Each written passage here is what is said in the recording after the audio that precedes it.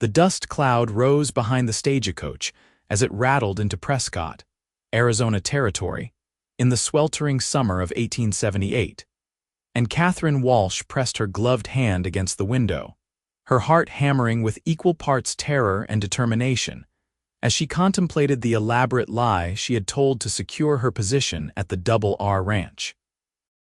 The advertisement had been clear as mountain spring water when she had seen it posted in the Philadelphia Gazette 3 months prior. The ranch needed a housekeeper who could also assist with basic ranch duties, including riding out to check on distant line camps and delivering supplies to cowboys working the far pastures. Catherine had read those words with her stomach twisting into knots, knowing full well that she had never so much as touched a horse in her 22 years of city living. But desperation had a way of making liars out of honest women. Her father's gambling debts had swallowed their family whole after his death, leaving her mother and younger brother destitute, and the position offered wages substantial enough to send money home each month. So she had written in her finest hand that yes, she was an accomplished rider, capable of handling even spirited mounts, and had sealed the envelope before her conscience could stop her. Now, as the stagecoach lurched to a halt outside the stage office, Catherine gathered her carpetbag and stepped down into the Arizona heat that hit her like a physical wall. The air tasted of minerals and sage, so different from the coal smoke and sea salt of her coastal city, and she had to steady herself against the coach wheel as her legs remembered how to hold her weight after 3 weeks of brutal travel.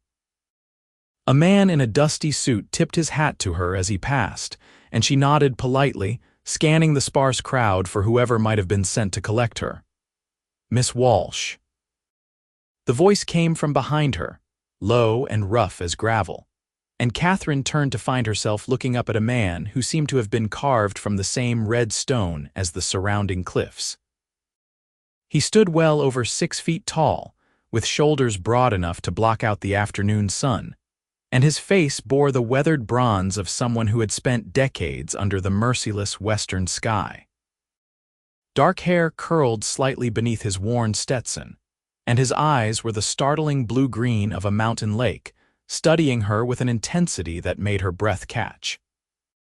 He appeared to be in his late 20s, perhaps 30 at most, though the sun had etched fine lines at the corners of those remarkable eyes.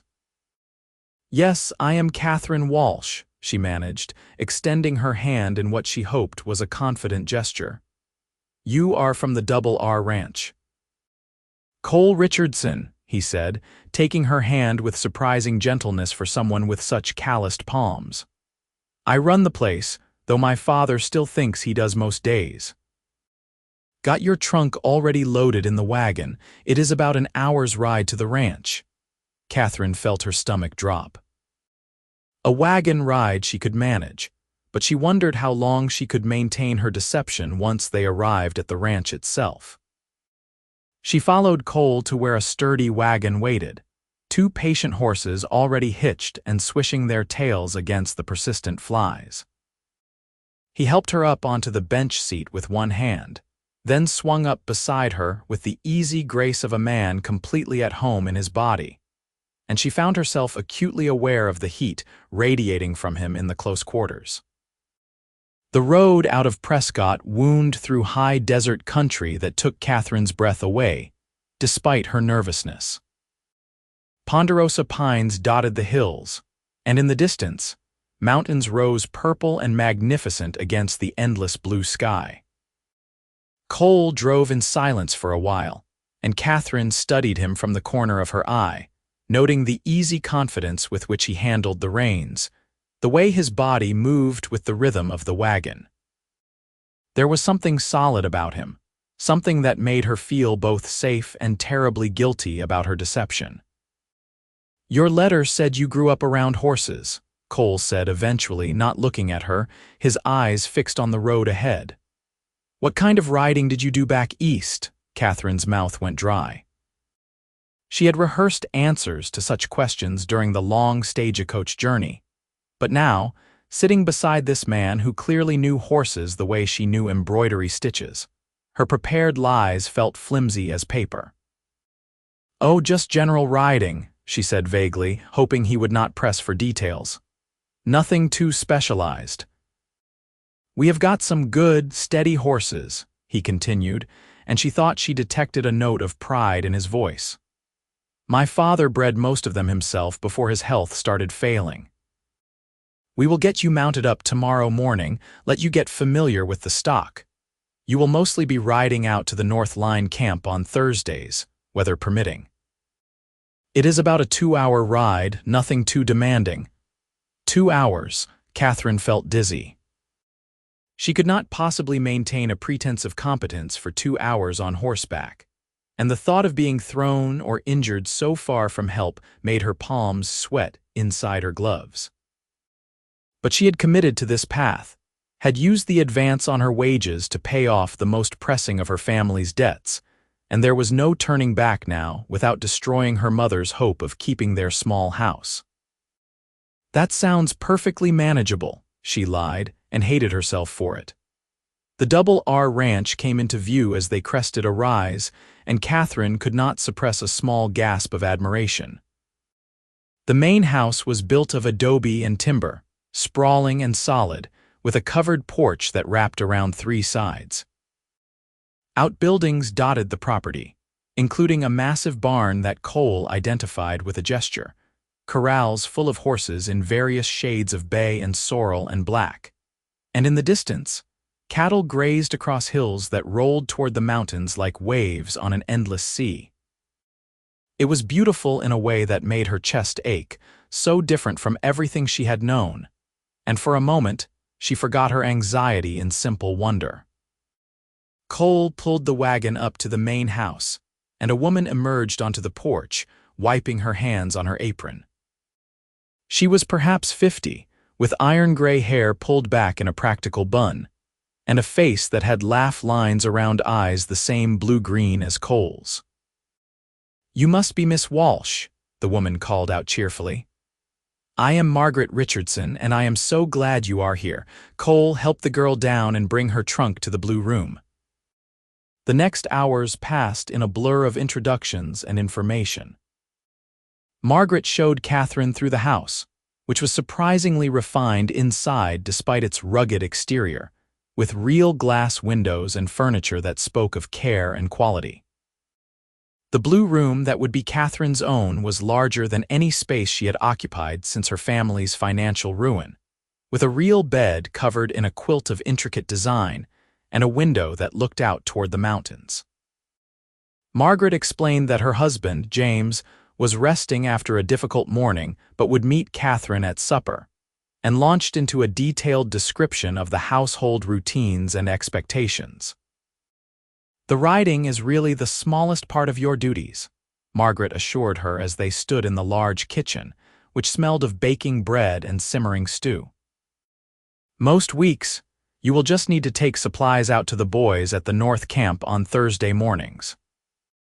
They spend the week checking fence lines and moving cattle, and they appreciate fresh bread and any mail or newspapers.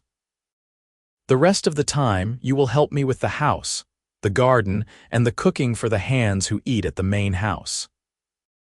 Catherine nodded, committing it all to memory, but her mind kept circling back to those Thursday morning rides. She had 6 days before her first one, 6 days to somehow learn to ride well enough to make a 2-hour journey without revealing herself as a complete fraud. That evening, she met James Richardson, who came to the supper table leaning heavily on a cane, his breathing labored but his smile genuine. He had the same strong features as his son, though illness had hollowed his cheeks and dimmed the color in his face. Over a meal of beef stew and fresh bread, Catherine answered questions about her journey and her family, sticking as close to the truth as possible while carefully avoiding any specific discussion of her supposed riding experience. Cole sat mostly silent, but she could feel his eyes on her occasionally, thoughtful and assessing, and she wondered what he saw when he looked at her. After supper, Catherine excused herself to her room, exhausted from travel and the constant tension of maintaining her deception. She unpacked her meager belongings, hanging her 2 serviceable dresses in the small wardrobe and arranging her hairbrush and pins on the dresser. Through the window, she could see the corrals where several horses stood in the fading light, and she watched them with a mixture of longing and dread. They were beautiful creatures, powerful and graceful, and she wished desperately that she had been honest from the start, that she had some way to learn without revealing her lie. Sleep came fitfully that night, her dreams full of endless horizons and falling from great heights. Dawn came early at the ranch, announced by a rooster that seemed determined to wake everyone within a 5-mile radius. Catherine dressed quickly in her oldest day dress and made her way to the kitchen, where Margaret was already pulling biscuits from the oven and frying bacon over the wood stove. "Good morning, dear," Margaret said warmly. "Did you sleep well? The altitude affects some people at first, but you will adjust. Can you start slicing that bread? The hands will be in for breakfast in about 20 minutes. Catherine fell into the rhythm of kitchen work, grateful for tasks she actually knew how to complete. 6 ranch hands trooped in as the sun cleared the eastern hills, men ranging from a grizzled veteran, who introduced himself as Pete, to a fresh-faced young man named Danny, who could not have been more than 19. They were polite, removing their hats and thanking her for the coffee she poured, and she felt some of her tension ease in the face of their friendly acceptance. Cole came in last, his hair still damp from washing, and took his place at the head of the long table. "Miss Walsh," he said, catching her attention as she refilled coffee cups, "after breakfast I will introduce you to the horses. Want to get you settled with a mount that suits you before your first ride out." Catherine's hand trembled slightly, making the coffee pot rattle against the rim of Pete's cup. "Of course," she said, fighting to keep her voice steady. "That would be ideal." Breakfast conversation flowed around her as she helped Margaret serve and clear, the men discussing cattle movements and fence repairs, water sources, and weather predictions. It was a different world entirely from the one she had known, where conversation had been about theater performances and social calls, business transactions and society gossip. There was something honest about the way these men spoke, direct and practical, focused on the immediate and tangible realities of their lives. When the meal ended and the hands dispersed to their various tasks, Cole gestured for Catherine to follow him toward the corrals. Her heart pounded so hard she felt certain he must hear it, and she followed him across the dusty yard with legs that felt like they belonged to someone else. The morning sun was already hot, promising another scorching day, and the horses in the corral lifted their heads to watch as Cole and Catherine approached. He moved among them with easy confidence, running his hands along sleek necks and muscled shoulders, speaking to them in a low, soothing murmur that Catherine found herself straining to hear. "This is Daisy," he said, leading a pretty chestnut mare toward the fence. "She is steady as they come, good with beginners and experienced riders alike.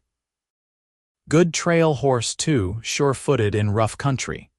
He studied Catherine for a moment. "Why do not you come in here and get acquainted with her? Let her get used to your scent and voice." Catherine's feet felt rooted to the ground. The mare was smaller than some of the other horses, but still appeared enormous to her inexperienced eyes, probably 15 hands high, with large dark eyes that seemed far too intelligent. She forced herself to move toward the corral gate, acutely aware of Cole watching her every movement. She slipped through the gate he held open, and he guided her to the mare's side. "Just run your hand along her neck," he instructed, demonstrating with his own hand. "Talk to her. Horses respond to calm energy." Catherine reached out tentatively, her hand making contact with the mare's warm coat. The texture surprised her, simultaneously coarse and soft, and she could feel the powerful muscles beneath the surface. Daisy turned her head slightly, fixing one large eye on Catherine, and she felt a flutter of something that might have been connection or might have been terror. "She is beautiful," Catherine whispered, and that at least was true. "You seem nervous," Cole observed, his tone neutral but his gaze sharp. "Something wrong?" This was the moment. Catherine could feel it balanced on the edge of a knife. She could continue the lie, attempt to fake her way through a riding lesson, and inevitably expose herself through sheer incompetence. Or she could confess now and face whatever consequences came. Her mother's face flashed through her mind, the worry lines that had deepened after her father's death, the way her hands shook when she counted their remaining coins. But then she looked at Cole's honest face, at the way he stood there waiting for her answer, and she found she could not add another lie to the foundation of falsehood she had already built. "I need to tell you something," she said, her voice barely audible over the morning sounds of the ranch. "And you are going to be very angry with me, and you have every right to be." Cole's expression did not change, but she saw his posture shift slightly, becoming more alert. "Go on." Catherine took a deep breath, and the words came out in a rush. "I have never ridden a horse in my life. I lied in my application letter because I needed this position desperately, and I knew you would never hire me if you knew the truth, but I cannot keep pretending. I do not know the first thing about riding, and I am absolutely terrified right now, and I am so sorry for deceiving you." The silence that followed seemed to stretch for an eternity. Catherine kept her eyes fixed on Daisy's shoulder, unable to bear seeing the anger or disappointment she knew must be written on Cole's face. The mare's coat blurred as tears threatened, and she blinked them back furiously, determined to maintain at least that much dignity. "Look at me," Cole said, his voice still low and even. Catherine forced herself to meet his eyes, and was surprised to find that while his expression was serious, it did not carry the fury she had expected. Instead, he looked thoughtful, assessing her with the same careful attention he had given the horses. "Why did you need the position so desperately?" he asked. The question caught her off guard. She had expected immediate dismissal, possibly anger, not genuine curiosity. "My father died last year and left my mother and younger brother with nothing but debts," she said, the truth spilling out now that she had started. "We lost almost everything.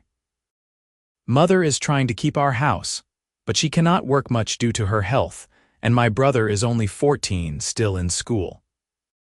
The wages you offered, they were enough to send money home each month and actually make a difference. I thought I could learn quickly enough that it would not matter, that I could figure it out somehow." Cole was quiet for a long moment, his hand absently stroking Daisy's neck. Catherine waited for the axe to fall, mentally calculating how much money she had left, whether it would be enough for stage fare back east, what she would tell her mother. "I should send you back to Prescott on the next stage," Cole said finally, and Catherine's heart sank like a stone. "You lied about a pretty significant qualification for the job, and I have got a ranch to run.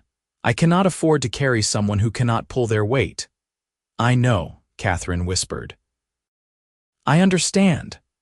But," Cole continued, and she looked up sharply at the word, "my mother already likes you, and God knows we need help with the house. Father is not getting any better, and she has been running herself ragged trying to keep up with everything. And I saw the way you worked this morning, efficient and thorough. You did not shirk or complain." Hope flickered in Catherine's chest, fragile as a candle flame in wind. "So here is what we are going to do," Cole said, his blue-green eyes holding hers with an intensity that made her pulse quicken. "I will teach you everything.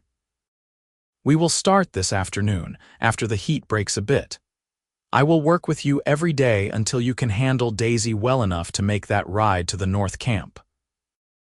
It is going to be hard work, and you are going to be sore in muscles you did not know you had, and there will be times you will want to quit. But if you are willing to put in the effort, Really commit to learning, then we will make this work." Catherine felt tears spill over despite her best efforts to contain them, but these were tears of relief, of gratitude so profound it threatened to overwhelm her. "Thank you," she managed. "Thank you so much. I promise I will work harder than anyone you have ever known. I will not let you down." Something shifted in Cole's expression, a softening around the eyes that made him seem younger, less weathered. "I believe you," he said simply. "Now, let us go tell my mother before she starts planning your riding schedule. She is going to get a good laugh out of this."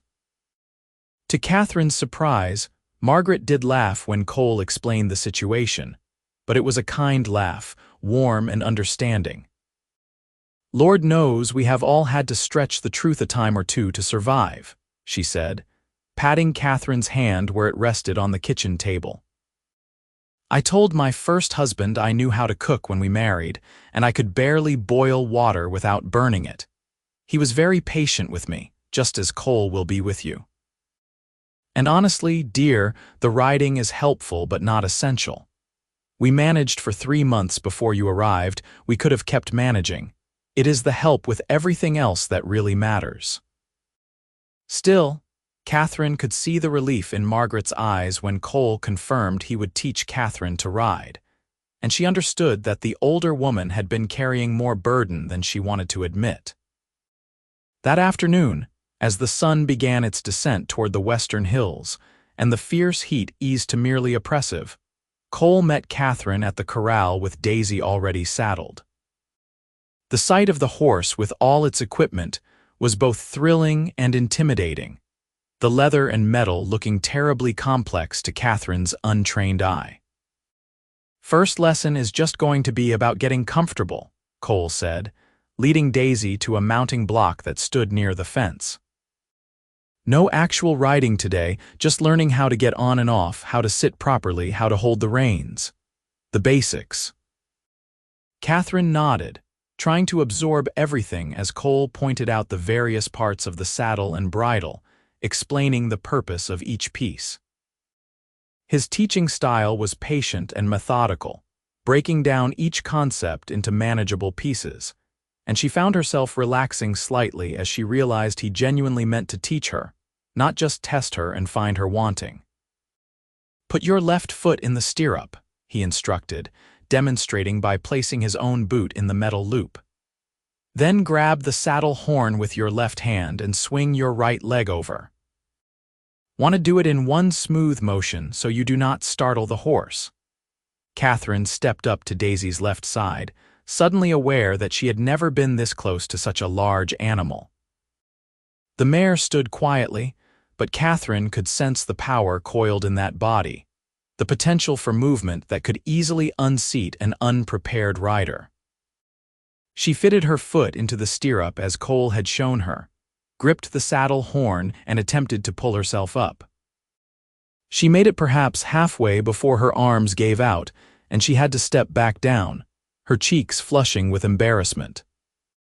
Cole made no comment on her failure, simply stepped closer and said, "Here, let me help you this first time. You will build up the strength with practice." His hands settled on her waist, strong and sure, and Catherine felt heat flood through her that had nothing to do with the Arizona sun. "On 3, he said. 1, 2, 3.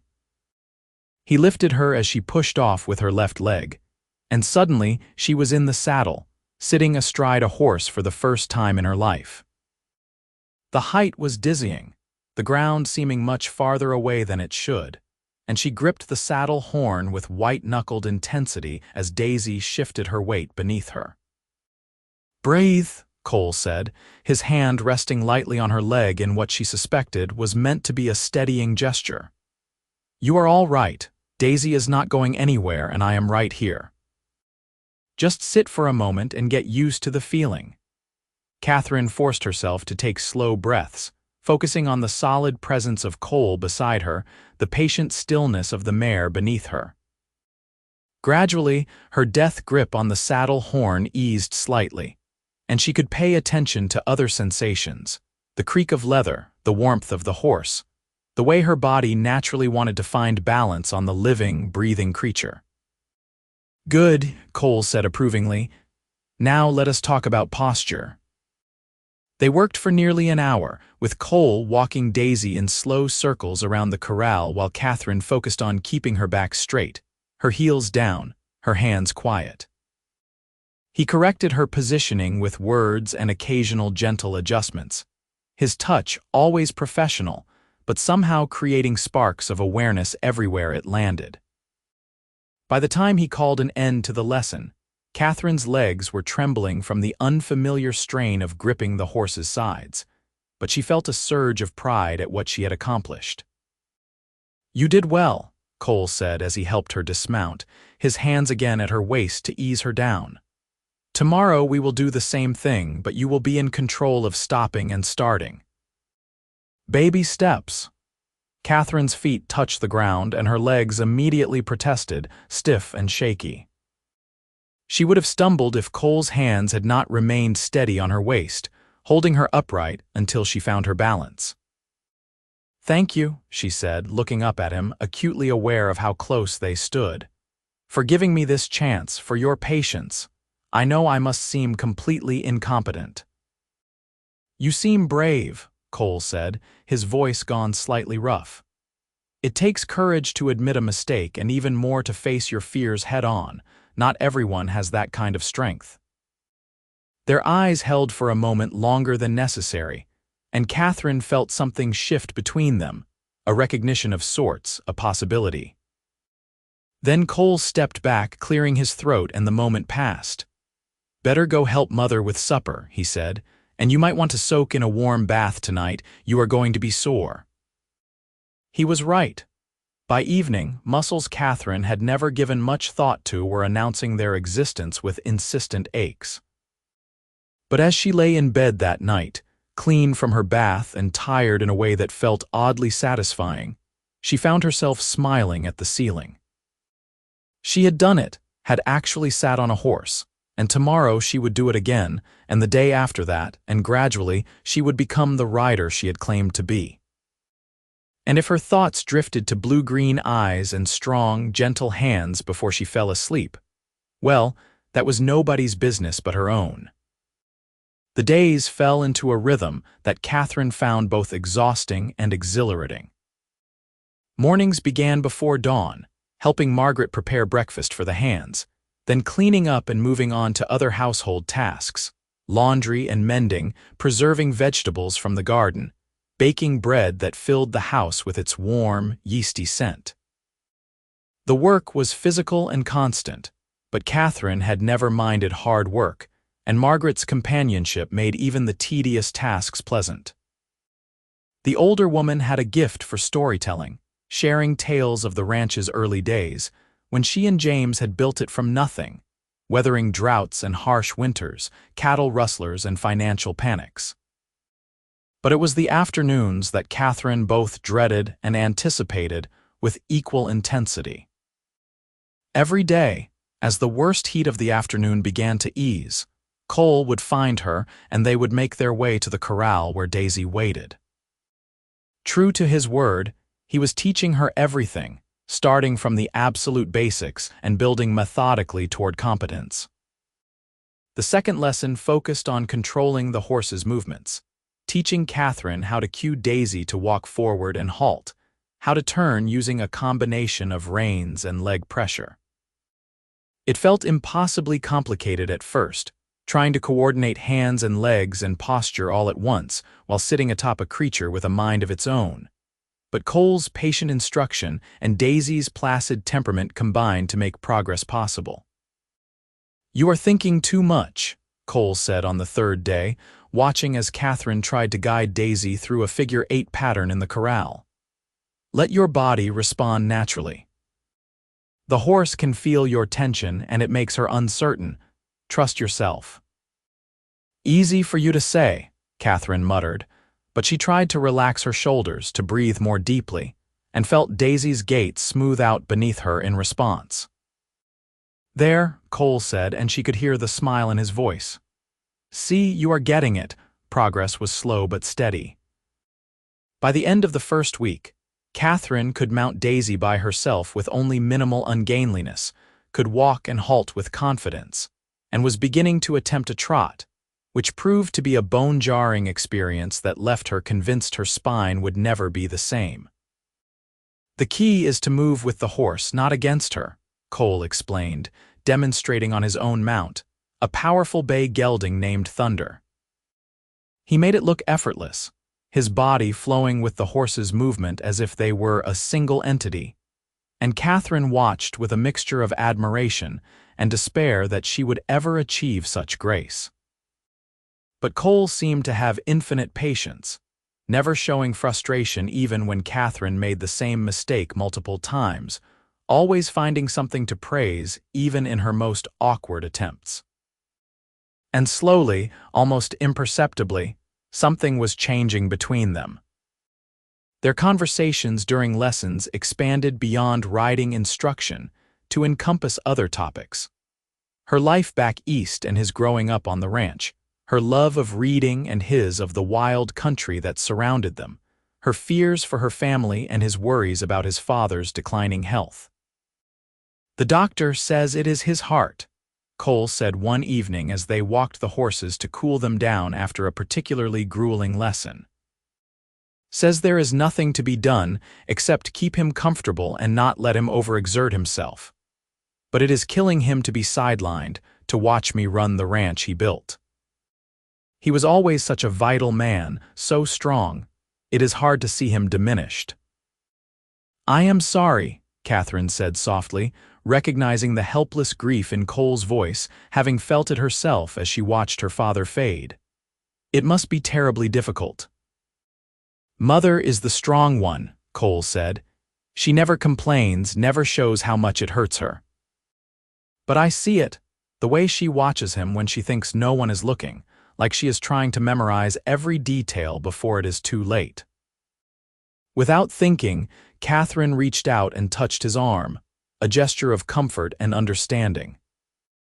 Cole looked down at where her hand rested on his sleeve, then up at her face, and something in his expression made her breath catch. They stood there in the fading light, the horses forgotten, and Catherine felt the air between them grow thick with unspoken possibilities. Then Thunder snorted and tossed his head, breaking the spell, and Cole cleared his throat and stepped back. "Better get them put away before full dark," he said, his voice carefully neutral, and the moment passed. But Catherine could not forget it, the way he had looked at her, the electric awareness that had crackled between them. She lay awake that night wondering if he felt it too, this growing attraction that seemed to intensify with each passing day, each shared confidence, each small triumph in her riding lessons. By the start of her third week at the ranch, Catherine could walk, trot, and canter with reasonable competency, at least in the controlled environment of the corral. The real test, Cole explained, would be riding out on the open range, dealing with uneven terrain and unexpected situations. "Tomorrow we are going to take a ride out to the north pasture," he announced at the end of a lesson that had left Catherine sweaty and exhilarated. "It is about half the distance to the line camp, so a good test of whether you are ready for that Thursday run. We will go slow, and I will be right beside you the whole way." Catherine felt nervousness flutter in her stomach, but also excitement. She had worked so hard for this, and she was ready to prove herself beyond the confines of the corral. They set out mid-morning, the sun already hot but not yet brutal, with Catherine on Daisy and Cole on Thunder. Margaret had packed them a lunch, and Cole had saddlebags with water and a few tools in case they came across fence that needed repair. As they left the immediate ranch grounds behind, Catherine felt a thrill of freedom unlike anything she had known. The world opened up around them, vast and wild, with hawks circling overhead and the distant mountains standing sentinel on the horizon. "How are you doing?" Cole asked, glancing over at her as they followed a well-worn trail through sage and scattered juniper. "Wonderful," Catherine said honestly and saw him smile. "You have come a long way," he said. When you first sat on Daisy, you looked terrified. Now you look like you belong there." The praise warmed her more than it should. She had discovered that she craved his approval, lived for those moments when he nodded in satisfaction at her progress, or let slip a word of commendation. It was dangerous, this growing attachment, but she could not seem to stop it. They rode in companionable silence for a while, the only sounds the creak of leather and the steady rhythm of hoofbeats. Catherine practiced what Cole had taught her about maintaining good posture for long rides, sitting deep in the saddle, keeping her weight balanced. Daisy moved beneath her with easy confidence, and Catherine felt a surge of affection for the patient mare who had tolerated her fumbling beginner's hands without complaint. "There is a good place to rest just ahead," Cole said, pointing to where a cluster of cottonwood trees promised shade. "We will stop there, let the horses drink, and have our lunch." The spot he had chosen was lovely, with a small creek running clear over smooth stones and grass growing thick in the shade of the trees. They dismounted, and Cole showed Catherine how to loosen the girths on the saddles to let the horses breathe easier while they rested, how to tie them so they could graze but not wander. Then they settled on a flat rock near the water, and Catherine unpacked the lunch Margaret had prepared, still warm biscuits and cold chicken, fresh tomatoes from the garden and oatmeal cookies for dessert. "This is beautiful," Catherine said, looking around at the peaceful scene. "I never imagined the West would be like this. I thought it would be all barren desert and tumbleweeds." "It can be harsh," Cole agreed, biting into a biscuit. "Especially in high summer when the creeks run dry and everything turns brown, but there is beauty here if you know how to look for it." "I have never wanted to be anywhere else." "You have never traveled?" Catherine asked, surprised. "Never wanted to see the cities, the ocean, all the things the East has to offer?" Cole shook his head. "This ranch is in my blood. My father carved it out of raw land, built it into something that matters. Continuing that work, that is what I want. Maybe someday I will take a trip, see some sights, but this will always be home." There was something appealing about such rootedness, Catherine thought, such certainty about belonging to a place. She had never felt that way about Philadelphia, had never experienced the pull of land and legacy that clearly motivated Cole.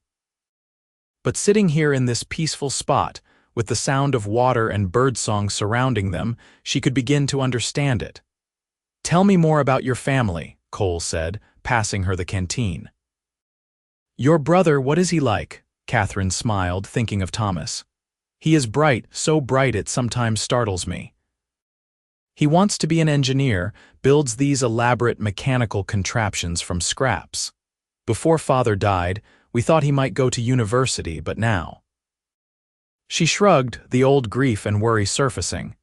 "Now we just hope to keep him in school long enough to finish his basic education." "The money you send helps?" Cole asked gently. "Enormously. Mother writes that they have been able to keep current on the house payments, even set aside a little. If I can keep this position, if I can send money regularly for the next few years, Thomas might still have a chance at more education." She looked at Cole seriously. "That is why I am so grateful for what you have done, teaching me, giving me the chance to stay. You have no idea what it means." "I think I do," Cole said quietly. "Family matters. Taking care of the people who depend on you, that is what makes life worth living." Their eyes met and held, and Catherine felt her heart begin to race. Cole reached out slowly, giving her time to pull away if she wanted to, and brushed a strand of hair back from her face where it had escaped her braid. His fingers lingered against her cheek, and Catherine found she could not breathe, could not think, could only feel the warmth of his touch and the intensity of his gaze. "Catherine," he said, his voice low and rough, "I know this probably is not appropriate, and you can tell me to back off if I am reading this wrong, but I have to say it. These past weeks, getting to know you, teaching you, watching you work so hard to master something that scares you, I have developed feelings that go beyond employer and employee. You are remarkable and beautiful and brave, and I find myself thinking about you at the most inconvenient times." Catherine's heart felt like it might burst from her chest. "You are not reading it wrong," she whispered. "I have been feeling the same way and trying not to because I thought it was unprofessional, that you could never be interested in someone like me, someone who lied to you from the start." "You told me the truth as soon as you could," Cole said. "That took more courage than never lying in the first place, and as for being interested." He smiled, a slow, genuine smile that transformed his weathered face into something heartbreakingly handsome. "Catherine, I have been interested since you stepped off that stagecoach, all proper in your traveling suit, trying so hard to look confident when I could see you were nervous as a new colt." He leaned closer, his intention clear, and Catherine met him halfway. Their lips touched softly at first, tentative and questioning, then with growing confidence as Catherine's hands came up to rest against his chest, and Cole's arms wrapped around her waist, pulling her closer. The kiss tasted of sunshine and possibility, sweet and thrilling, and when they finally pulled apart, Catherine felt dizzy with happiness. "I have wanted to do that for weeks," Cole admitted, resting his forehead against hers. "I am glad you finally did," Catherine said, unable to stop smiling. They sat there in the shade, wrapped in each other's arms, talking quietly about the future they might build together, and Catherine felt hope bloom in her chest like a flower opening to the sun. She had come west as a desperate liar, and somehow she had found not just employment but belonging, not just a teacher but a man she was rapidly falling in love with. The ride back to the ranch was accomplished in a glow of contentment, with Cole pointing out landmarks and sharing stories, their horses walking close enough that their legs occasionally brushed. When they arrived back at the corrals, Catherine dismounted with only a slight wobble, her confidence in her abilities grown immeasurably. "So," Cole said as they untacked the horses together, working in easy harmony, "do you think you are ready for the Thursday ride to the North Camp?" Catherine considered the question seriously, thinking about the terrain they had covered, her comfort level in the saddle after several hours of riding.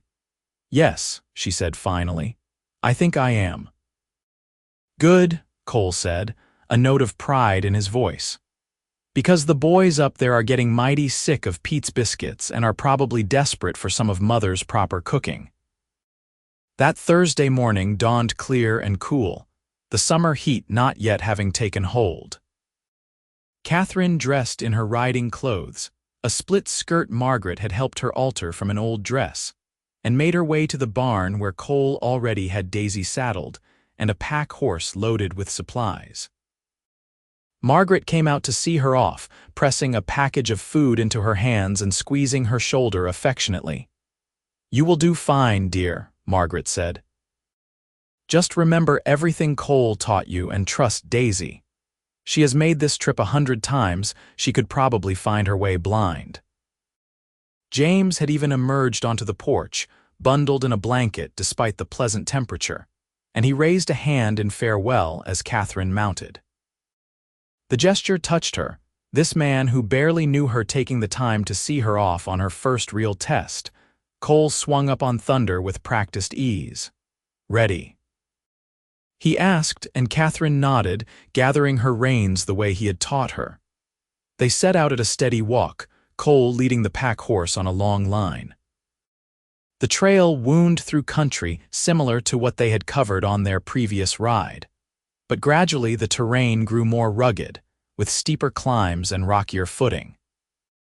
Catherine focused on everything Cole had drilled into her, keeping her weight centered, her hands steady, trusting Daisy to pick her way over the challenging ground. An hour into the ride, they stopped at a high point where the view stretched for miles in every direction.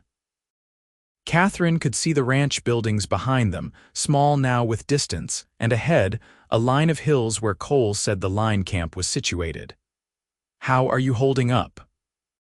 he asked, passing her the canteen. "Good," Catherine said, and meant it.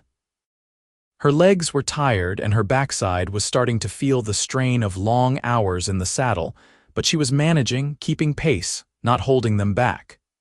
Really good, actually. Pride shone clear on Cole's face. You have earned this. All those hours of practice, the determination you showed even when it was hard, this is the payoff. You should be proud of yourself. They continued on, and Catherine let herself relax into the ride, enjoying the wild beauty around them, the way the wind moved through the grass like water, the cry of a hawk overhead. This was so far from the life she had imagined for herself, sitting in a Philadelphia parlor doing needlework and receiving callers, but she realized she would not trade it for anything. The North Line camp came into view as they crested a final rise, a simple structure of rough timber with a corral attached and a creek running nearby. Two cowboys emerged as they approached, their faces splitting into grins of welcome. "Miss Walsh," called the younger of the two, a man named Billy who Catherine had met at the ranch. "You made it. We were starting to wonder if the boss was ever going to let you ride out here."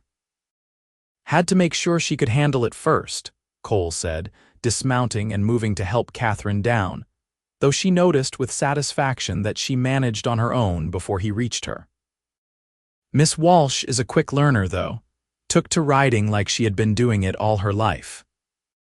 If Billy or his companion, an older cowboy named Sam, thought there was anything odd about Catherine needing to learn to ride after being hired for a position that required it, they were too polite to mention it.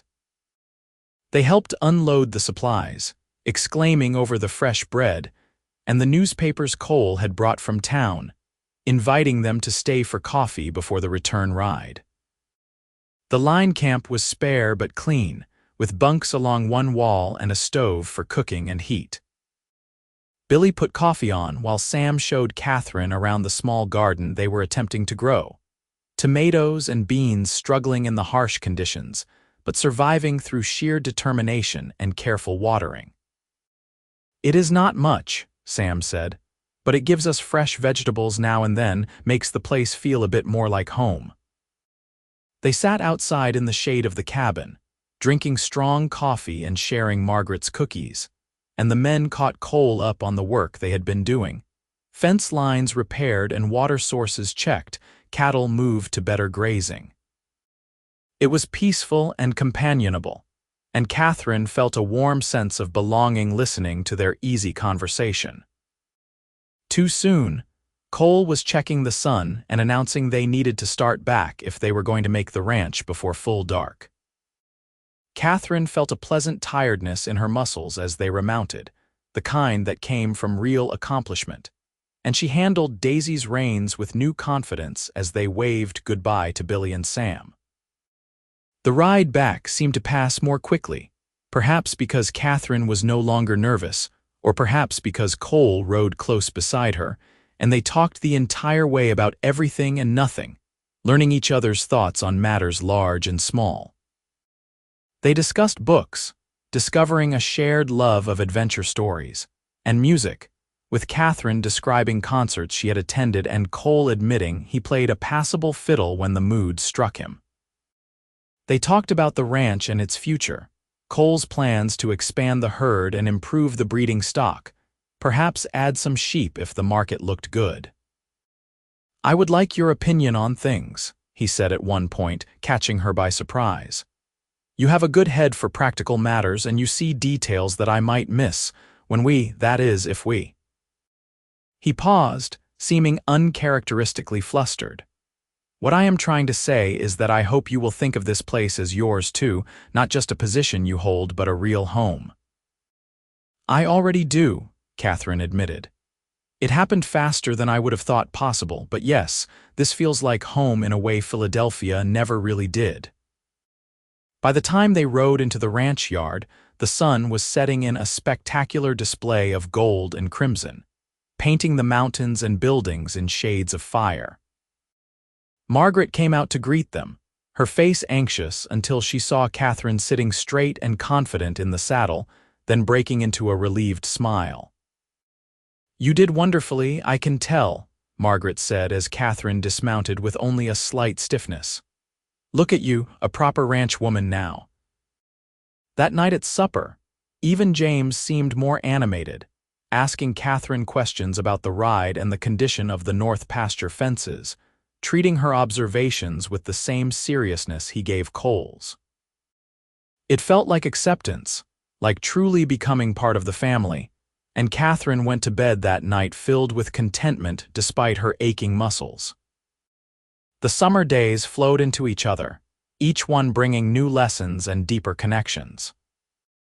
Catherine fell into the rhythm of ranch life completely, mastering not just riding but a dozen other skills she had never imagined needing. Margaret taught her to churn butter and make cheese, to preserve vegetables and fruits against the coming winter, to bake pies that made the ranch hands groan with pleasure. Pete showed her how to mend tack, the leather work requiring patience and strength. Even James, on his better days, shared his knowledge of cattle and range management, his face lighting up with animation as he described the intricacies of breeding and market timing. And through it all, her relationship with Cole deepened and strengthened like a tree putting down roots. They were careful about public displays, both of them conscious of propriety and not wanting to make the hands uncomfortable, but they stole moments together whenever they could. Early morning rides before the ranch woke fully, watching the sun rise over the mountains. Late evening walks to check the horses, standing close in the barn's shadows and talking in low voices about their days, their hopes, their fears. Quiet conversations on the porch after everyone else had gone to bed, sitting in the rocking chairs with their hands linked between them. Cole courted her properly despite the unusual circumstances of their relationship. He brought her wildflowers from the high meadows, startling her with unexpected gentleness from his work-rough hands. He carved her a small wooden horse that captured Daisy's patient expression perfectly, presenting it shyly one evening and looking absurdly pleased when Catherine exclaimed over its quality. He read to her from his favorite books, his voice rough but expressive, and listened with genuine interest when she shared her thoughts on the stories. And Catherine found ways to show her growing love in return. She mended his clothes with particular care, adding small decorative touches that made him smile. She learned to make his favorite foods, delighting in his obvious pleasure at the meals she prepared. She listened when he worried about his father's health or the ranch's finances, offering comfort and practical suggestions in equal measure. Margaret watched it all with knowing eyes and obvious approval. "You are good for him," she told Catherine one day as they worked together in the garden, pulling weeds and checking on the ripening vegetables. "Cole has always been so serious, taking on responsibilities beyond his years when James got sick. But with you, I see him smile more, laugh more. He seems lighter, happier." "He is good for me too," Catherine said softly. "I came here running from disaster, lying about my qualifications, desperate and frightened. He could have turned me away, but instead he gave me a chance and helped me become someone stronger, more capable. I will never be able to repay that." "Love is not about repayment," Margaret said wisely. "It is about partnership, about choosing to build something together. And I think the two of you could build something wonderful." As autumn approached and the fierce summer heat began to ease, Catherine realized she had been at the ranch for nearly 4 months. The scared, incompetent liar who had arrived in June was gone, replaced by a woman who could ride for hours without tiring, who could manage a household efficiently, who belonged to this place and these people. The money she sent home each month had stabilized her family's situation, and Thomas had written excitedly about being able to continue his schooling, even suggesting that he might eventually be able to attend a technical college if things continued to improve. It was a golden time, almost perfect, and Catherine should have known it could not last. The trouble came on a cool September morning when a rider arrived at dawn, his horse lathered with sweat from hard riding. Catherine was in the kitchen helping Margaret with breakfast when they heard the commotion outside, Cole's raised voice and the urgent tones of the visitor. By the time they reached the porch, Cole was already saddling Thunder, his movements sharp and efficient despite the tension evident in every line of his body. "Rustlers hit the south herd last night," he said tersely, seeing his mother's questioning look. "Got away with at least 30 head, maybe more. I am riding out with the boys to see if we can track them, get the cattle back before they are moved too far." Catherine felt fear clutch at her heart, though she tried to keep it from showing on her face. She knew rustlers could be dangerous, that confrontations sometimes ended in violence. "Be careful," she said, catching Cole's arm as he passed. "Please." He paused, his hand covering hers briefly. "I will," he promised. "Should be back by nightfall tomorrow at the latest. You and Mother look after Father and do not worry." But worry was inevitable as the day dragged on with no word. Margaret tried to maintain normalcy, keeping to the usual routine, but Catherine could see the tension in the older woman's shoulders, the way her eyes kept drifting to the southern horizon. James was more irritable than usual, frustrated at his inability to ride out with the men, snapping at both women before apologizing gruffly. Night fell with no sign of Cole and the hands, and Margaret finally admitted they should not expect them until the following day. Catherine lay awake in her room, staring at the ceiling and imagining all the terrible things that could happen: rustlers with guns and rough justice, accidents on dangerous ground, Cole hurt or worse, and her never having told him how completely she loved him. Morning came gray and cloudy, unusual weather that promised the first autumn storm. Margaret was red-eyed at breakfast, though she denied having cried, and even James seemed subdued. Catherine threw herself into work, scrubbing floors that did not need scrubbing, beating rugs until her arms ached, anything to keep her mind occupied and her hands busy. It was mid-afternoon when they heard horses approaching, and Catherine rushed to the window to see Cole and the hands riding in, pushing a small group of cattle ahead of them.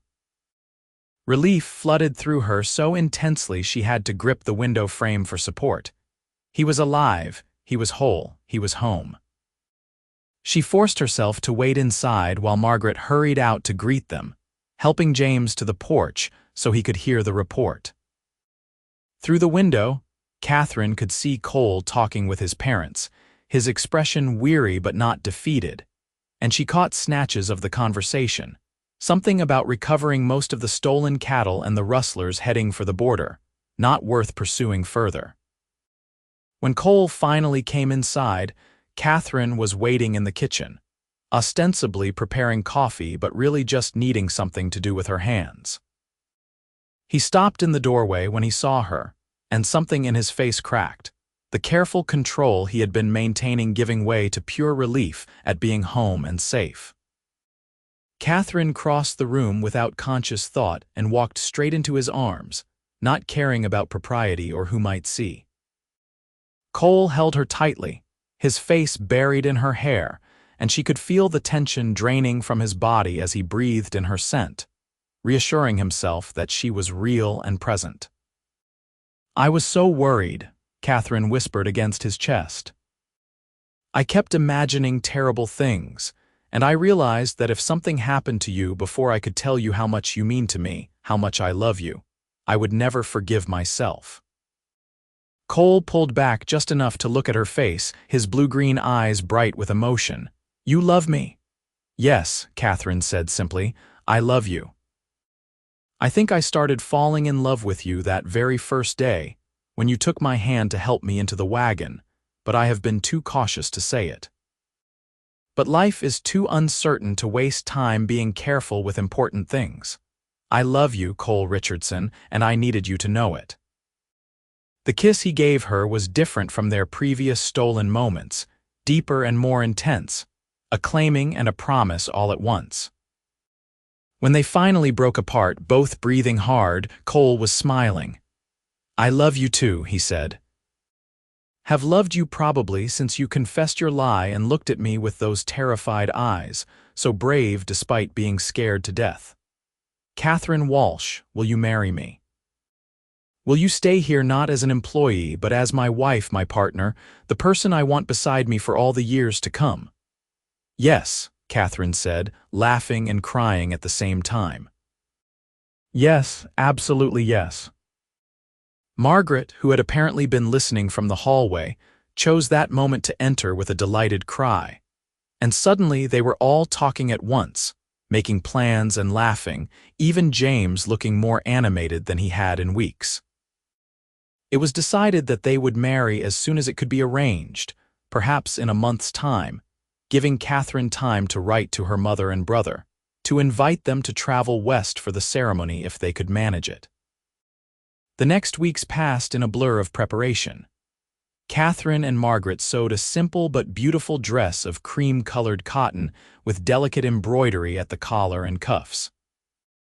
Cole and several of the hands worked to finish a small addition to the main house, 2 rooms that would give the newlyweds some privacy while still keeping them close to the family.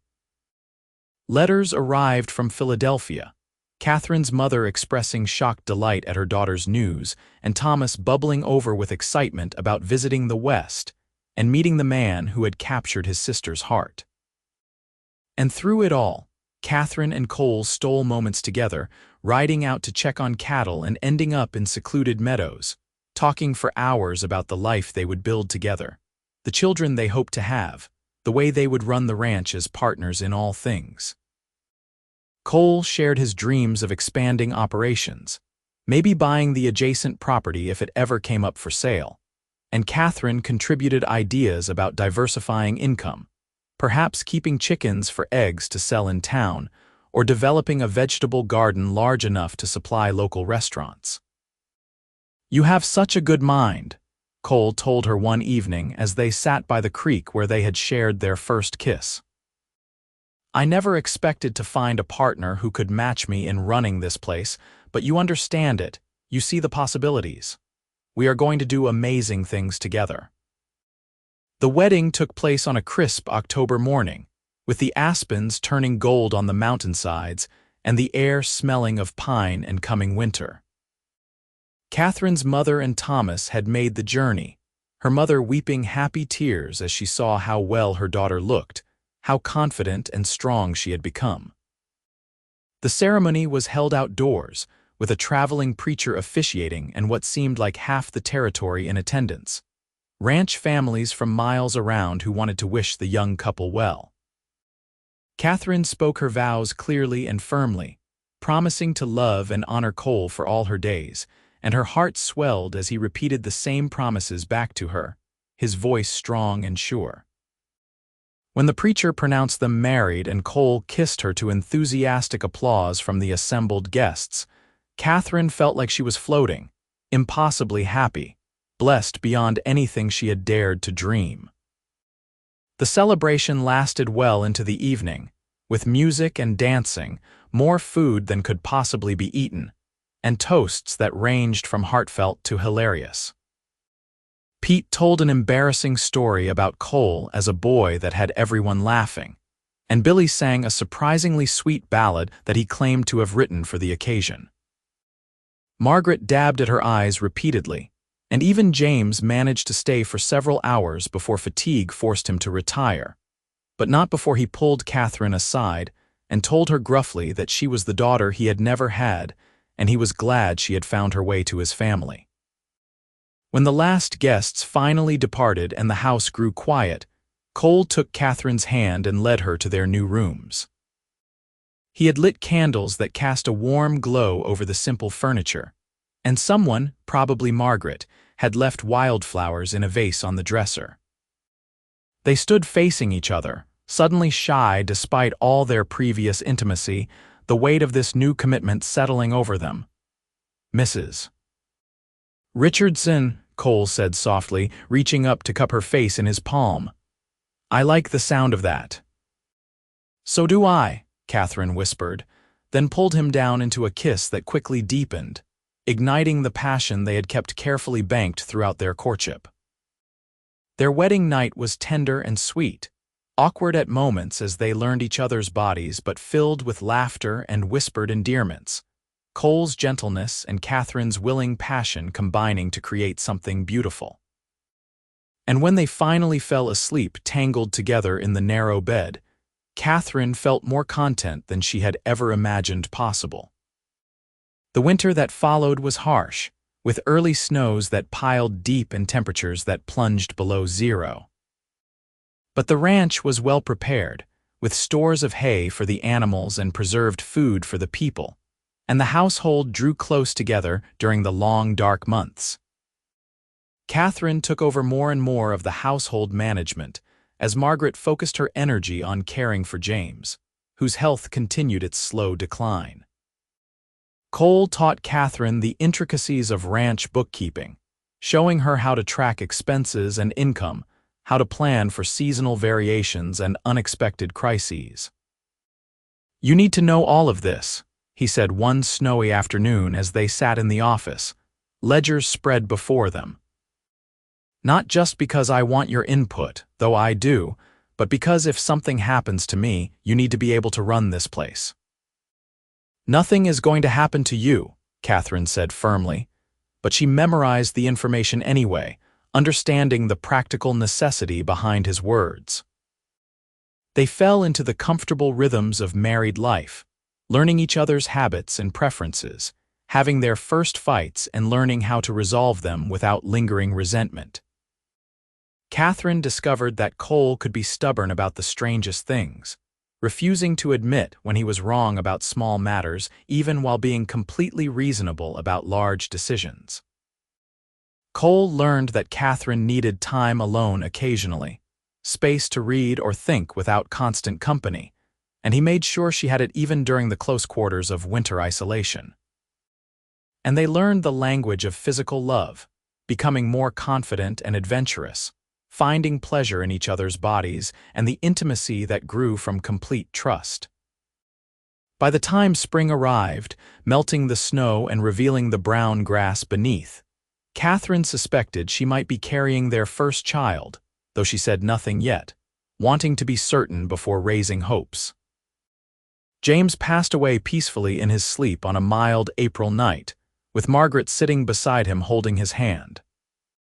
The funeral drew even more people than the wedding had, testament to the respect James Richardson had earned over his years in the territory. Cole delivered the eulogy, his voice steady despite the grief Catherine could see in his eyes, talking about his father's strength and integrity, the legacy he had built and the lessons he had taught.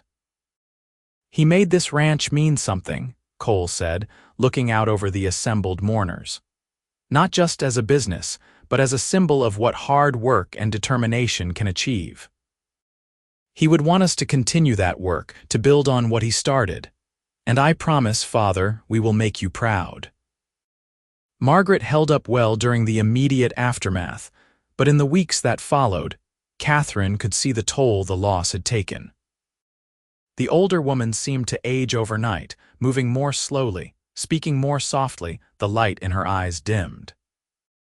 Catherine did what she could to help, taking on more responsibilities and making sure Margaret had company and support, but she recognized grief for what it was, knowing it would take time to heal.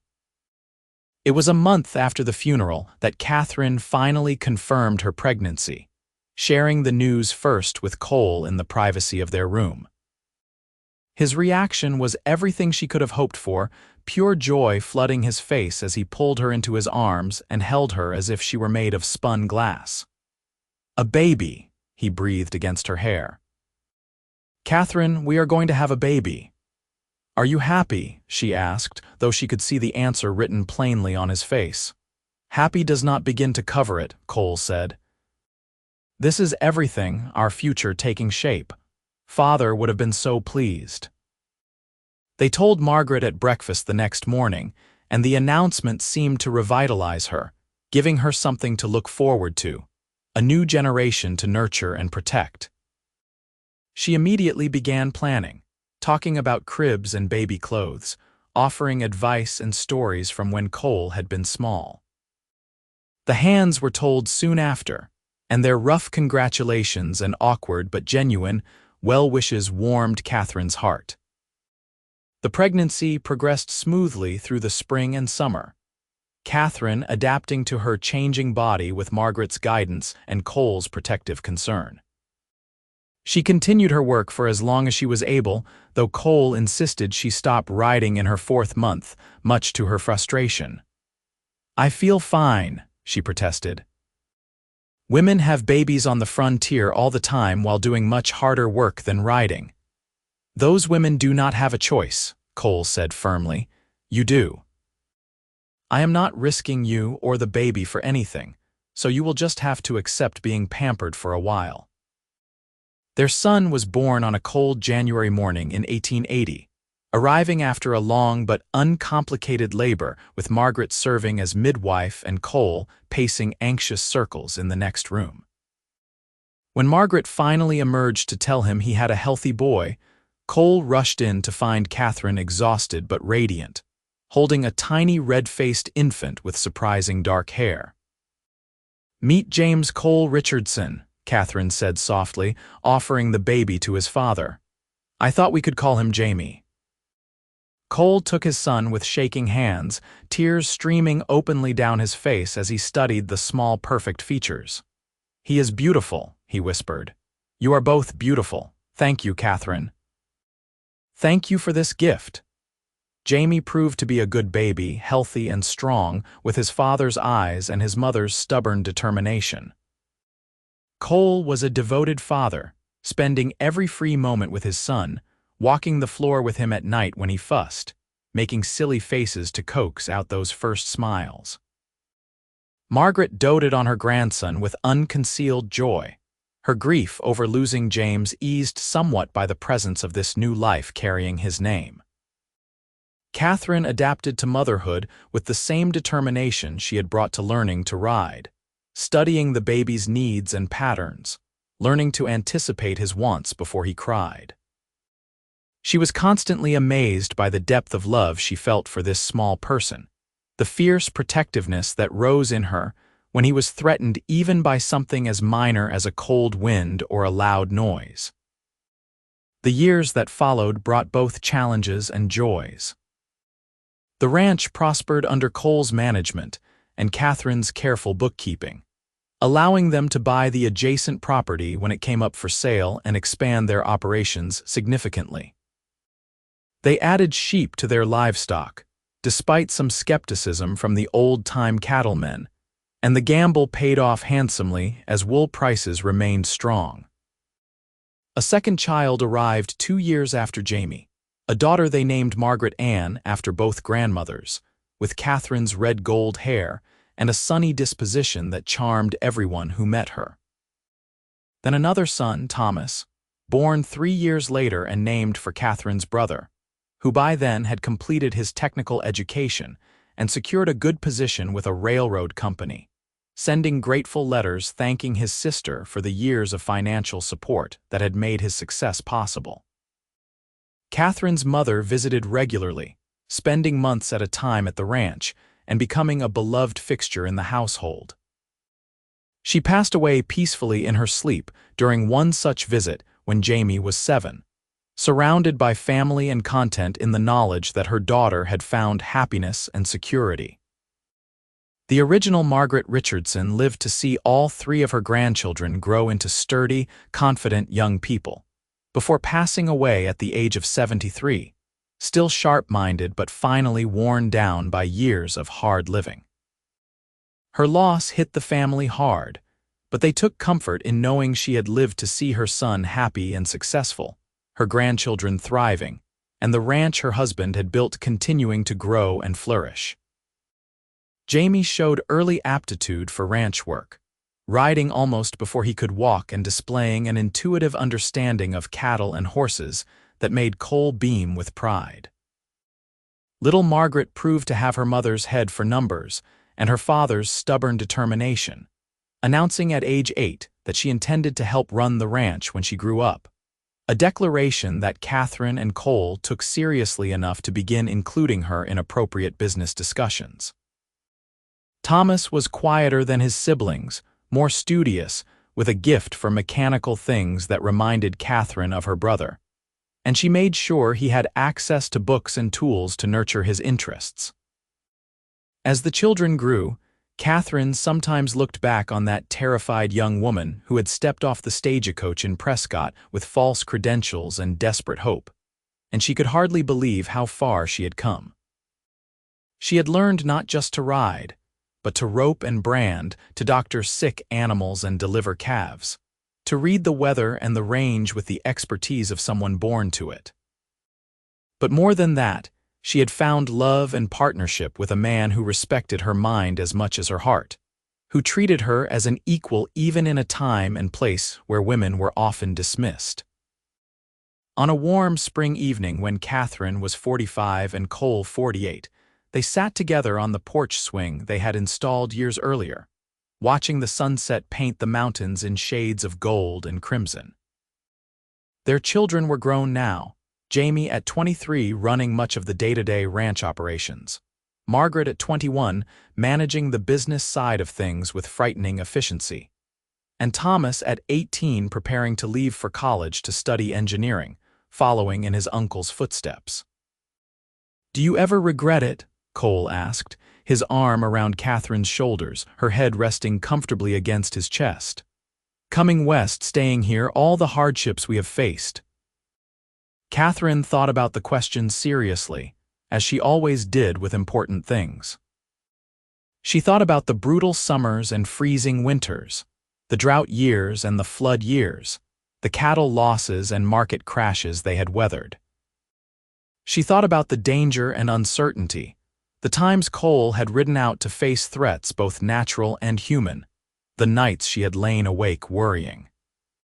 She thought about the sheer physical labor of ranch life, the toll it had taken on her body, the calluses and scars she bore.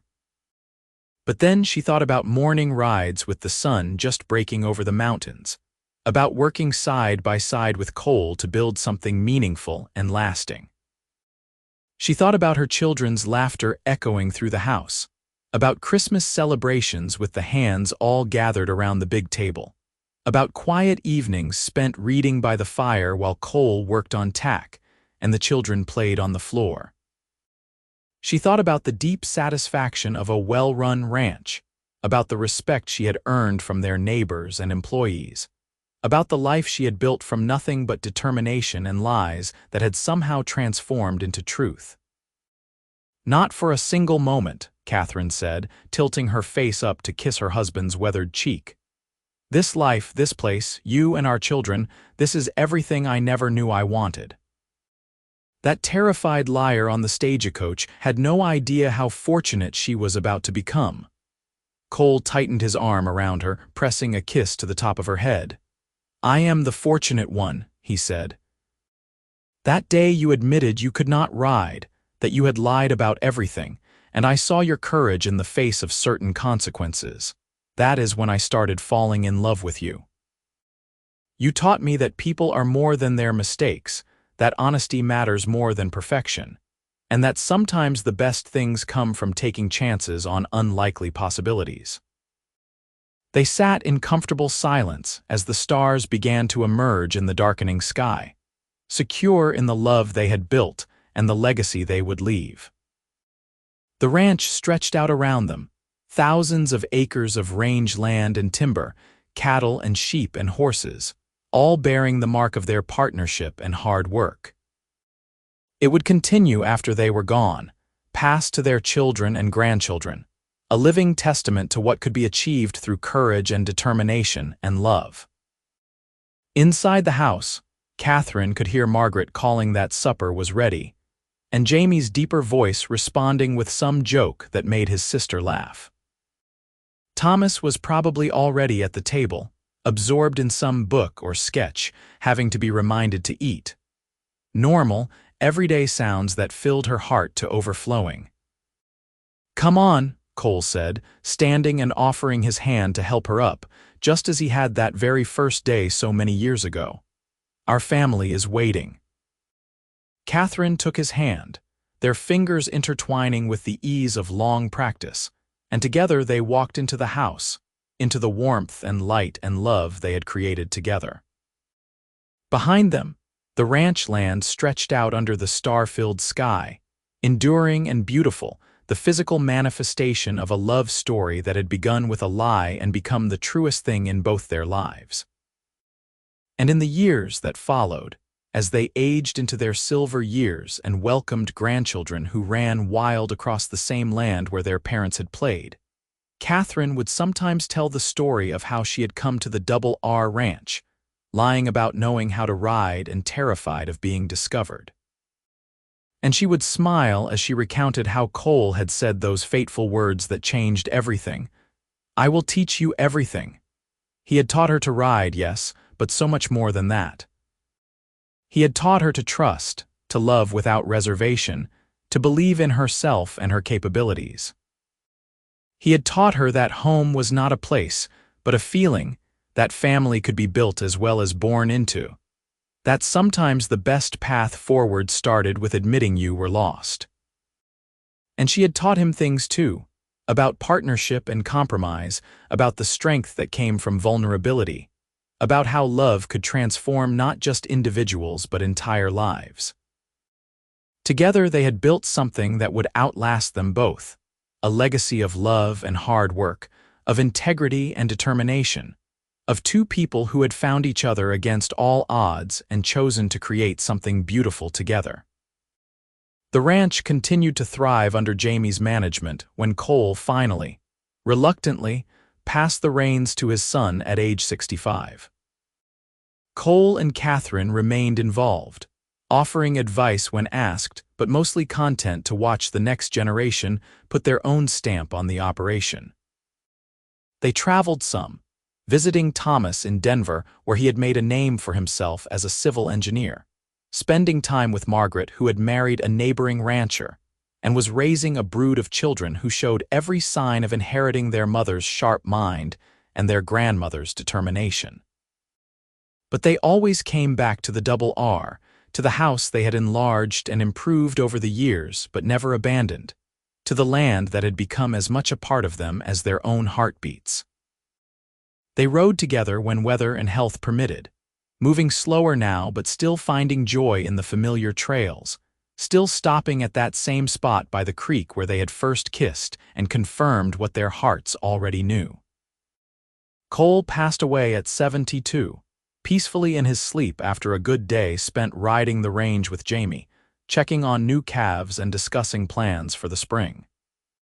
Catherine, holding his cooling hand in the early morning light, felt the grief roll over her like a wave, but underneath it was gratitude for 45 years of partnership, for a love that had never diminished but only grown deeper with time. She lived another 8 years, remaining sharp and active well into her 80s, a fixture at family gatherings and a repository of ranch history and wisdom. She taught her grandchildren to ride, passing on the skills Cole had taught her with such patience all those decades ago. And she told them stories about their grandfather, about the ranch's early days, about the courage it took to start over in a new place and build a life from nothing. On a spring morning very much like the one on which she had first arrived in Arizona Territory, Catherine Walsh Richardson passed away in her sleep, surrounded by her children and grandchildren, the walls of her room covered with photographs documenting a life fully lived. They buried her next to Cole on a hill overlooking the ranch, and at her request, they placed a small carved wooden horse on her grave, the one Cole had made for her during their courtship, preserved carefully all those years. The Double R Ranch continued to prosper, passing through generations but always carrying the mark of its founders, that determined young woman who had admitted her lie and the cowboy who had said, "I will teach you everything," and who had proceeded to do exactly that, creating a love story that became legend in those parts, told and retold until it was impossible to separate truth from embellishment, but at its heart always remaining the same. A story about courage and honesty, about taking chances and working hard, about love that transformed and endured. A story about a woman who came west with nothing but determination and left a legacy that would last generations.